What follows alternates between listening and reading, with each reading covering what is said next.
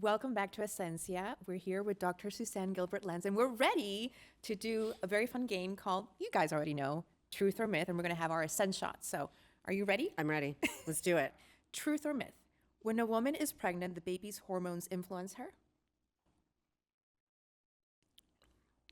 Oh, Oh, this it's is good. this is yummy. It is true. It is is true. true. Yes, there's a hormonal conversation between the placenta, the fetus, and mom. And it goes even deeper than that. We could, because there's shared cells and things like that. But yes. Mm-hmm. Oh, wow. Okay. Yeah.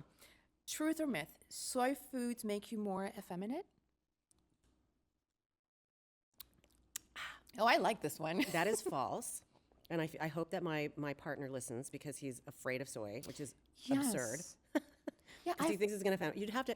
Soy does have something called phytoestrogens, a plant-based estrogen-like molecule in it, but you'd have to concentrate it and amplify it a lot. And there are supplements that are used that can be beneficial for some people. The data is okay. It's not great for things like hot flashes, but you're not going to feminize, grow breasts or something like that from having tofu. Yes. Yeah, I've heard that a lot. I mean, think about cultures where they eat a lot of soy-based products.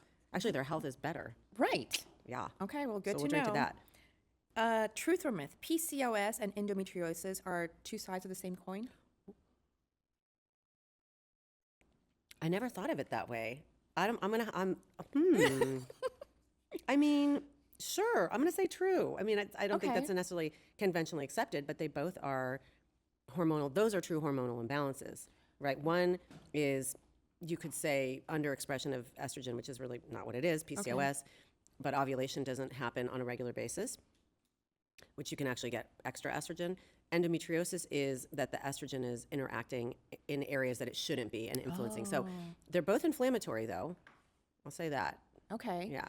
And so you've mentioned for PCOS, a way to treat it would be maybe supplementing with You want to try to estrogen. reestablish, if you can. I mean, it's complicated, but you would want to reestablish normal ovulation patterns. And there's a lot of different ways to do that because PCOS is not one thing.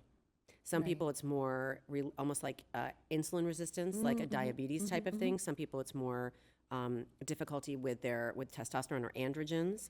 Right. Okay, so they're not really, it's a spectrum. Endometriosis is, you really would want to damp down the estrogen production because what's happening is the estrogen is influencing tissue as if it's inside the lining of the uterus and could be released at your period, but it's not. It's in other areas, and then there's no place for it to go, Right. which causes accumulation of tissue, inflammation, scar tissue pain. It really, both of them are devastating potentially in very different ways, Got it. especially because they don't get diagnosed on time often. Right. Yeah. Right. Yeah. Okay.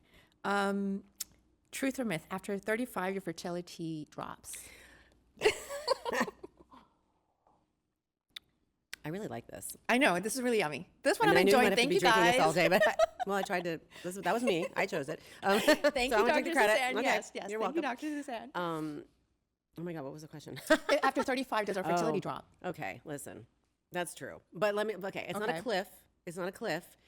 Your fertility declines from the time you're born.